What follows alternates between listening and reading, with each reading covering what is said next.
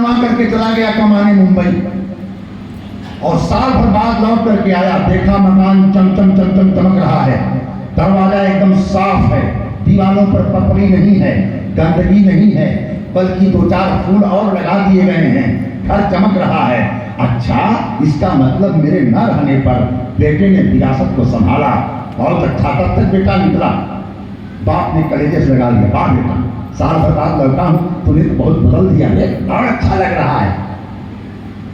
बेटे ने हिफाजत किसकी किया? मकान की। खुश कौन हुआ? मकान बनाने वाला अपने आप।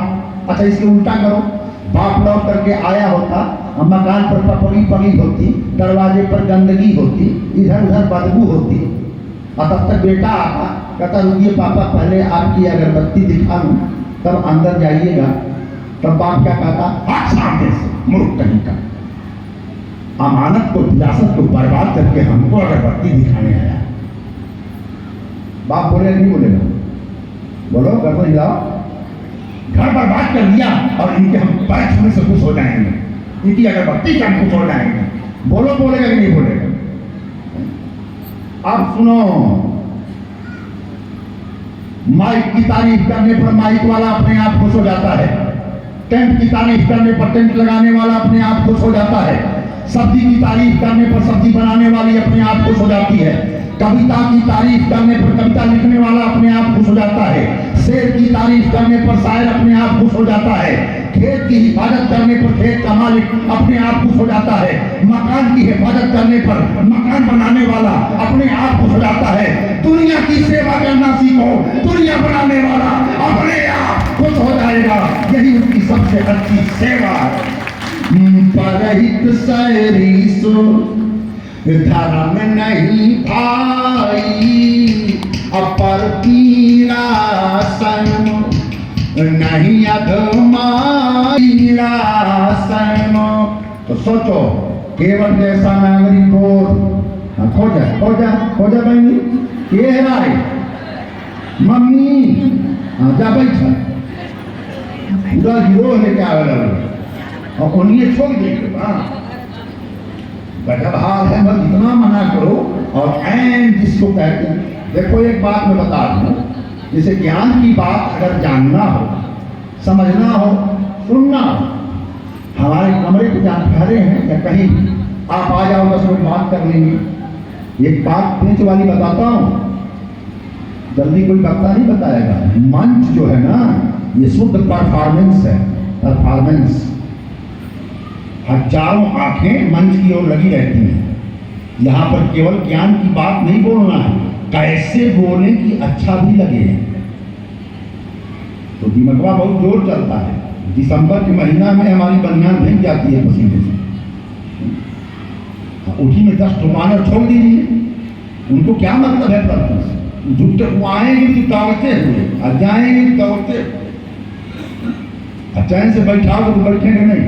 5 बच्चे बैठे हों, वो बगलिया वाला कूद देंगे धीरे से, और वो 5 सुन व्यास जी समझ नहीं पाए क्या हुआ। इसलिए बेहद जरूरी है कि आप ऐसा इंतजाम करो। मैं फिर बता रहा हूँ, ये कई जगह मंचों पर धीरे धीरे हो रहा है, मतलब रिस्ट्रिक्शंस लगाए जाते हैं। इतने वर्ष अभी एक विद्वान है ओमा द आर्ट, बहुत जाने माने युवा चिंतक हैं, बनारस के हैं। उनके सभाओं में तो सीधे पहले बोर्ड लगता है कि 15 साल से नीचे के बच्चों का प्रवेश वर्जित।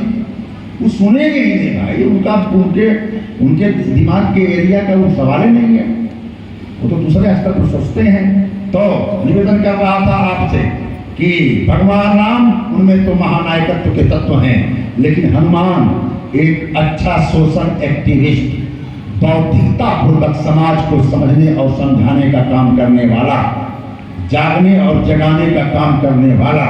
और हनुमान धैर्य का भी आप समझो प्रतीक हैं।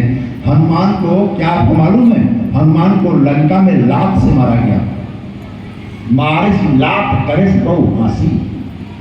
हनुमान जी का तमाशा बनाया गया, इतना तमाशा कि पूछो मत।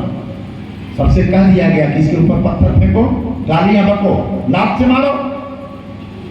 लेकिन यही धैर्य की परीक्षा होती है। हनुमान मुस्कुरा रहे थे कि आखिर में सिक्का हमारी ओर पलटेगा। तो किसी की प्रशंसा से और किसी की निंदा से दोनों से विचलित मत हो जाओ। प्रशंसा से इतने ऊंचे मत चले जाओ कि अहंकार तुम्हारा नुकसान कर दे, और निंदा से वो क्या बोलते हैं, इंफीरियरिटी कॉम्प्लेक्स मत पैदा होने। स्वर्गीय राजेश जी कहा करते थे कि हनुमान जी का ऐसा चित्रण करते हैं वहां पर कि देखो, सबसे महान जानवर माना जाता है गांवों में हाथी। जब हाथी गांव में आता है तो सब लोग हाथ जोड़ के खड़े हो जाते हैं, जय हो गणेश भगवान, जय हो गणेश भगवान। हाथी का इतना आदर होता है ना, कई लोग फल लेकर खड़े हो जाएंगे, हाँ भैया किया। तो हाथी बहुत बुद्धिमान जानवर होता है, तो हाथी को हम गणेश मानते हैं, जय हो, सब हाथ जोड़ लेंगे, जय गणेश भगवान, जय गणेश भगवान। तो सबसे ज्यादा सम्मान किस जानवर का होता है? हाथी का। और सबसे ज्यादा कुत्ते किसके पीछे पड़ते हैं? बेमतलब का भाव शुरू करते हैं। हाथी से कुत्तों की कोई रिश्तेदारी नहीं, दूर दूर तक कोई नाता नहीं, लेकिन सबसे ज्यादा कुत्ते किसके पीछे पड़ेंगे? हाथी के। कुत्तों की एक खूबी है, सामने से नहीं भौंकेंगे, सामने से भौंकेंगे तब जाएंगे, पीछे से भौंकेंगे। लेकिन हाथी की खूबी क्या है? प्रशंसा करने वालों, प्रणाम करने वालों को देख करके वह गुमान में रुकता नहीं है, और भौंकने वाले कुत्तों के टेंशन में पलटता नहीं है, वो अपनी चाल में चलता रहता है। और जब हाथी चलता है तो अपने आप समझो जमाना उसके सामने नतमस्तक हो जाता है। हनुमान ये सीख देते हैं कि सत्य के राह के अगर राही हो तो अपनी मस्त चाल में चलते रहो, राम दूत बनो, समाज को सामंजस्य की डोर में बांधते चलो, यही हनुमान की सीख है।